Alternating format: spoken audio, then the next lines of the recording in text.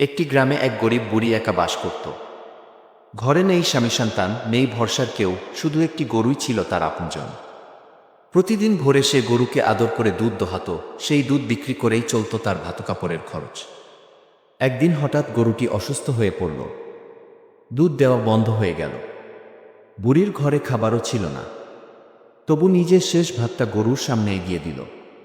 কাপা কণ্ঠে বলল, তোকে ছাড়া আমি কিছুই না রে, তুই বাঁচলেই আমি বাঁচব গে। গ্রামের মানুষ এই দৃশ্য দেখে অবাক হল। কিন্তু বুড়ির চোখে ছিল মায়ের মমতা, যেন গরুটি তার সন্তানের মতো। কয়েকদিন যত্ন করার পর গরুটি আবার সুস্থ হল। নতুন করে দুধ দিতে শুরু করল।